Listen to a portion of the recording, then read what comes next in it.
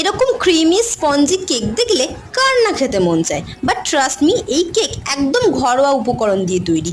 এই কেকের এত সুন্দর ফ্লেভার বাইরের আর কোনো কেক খেতে তার জন্য প্রথমে হাফ কাপ চিনি, অল্প পরিমাণ লেমন জেস্ট নিয়ে ভালো করে চিনির মধ্যে মিশিয়ে নিতে হবে। তারপর 2 চামচ লেবুর রস, হাফ কাপ সাদা তেল দিয়ে আবারও ভালো করে মিশিয়ে নিতে হবে যাতে চিনিটা একেবারে গলে যায়। এর মধ্যে 1 কাপ ময়দা, হাফ কাপ সুজি, হাফ কাপ দুধ দিয়ে একটু মিশিয়ে নিয়ে তার মধ্যে সামান্য নুন, হাফ চামচ বেকিং পাউডার, 1/4 বেকিং সোডা এবং সামান্য পরিমাণ ফুড কালার দিয়ে আবারও ভালো করে মিশিয়ে নিলেই কেকের ব্যাটার রেডি।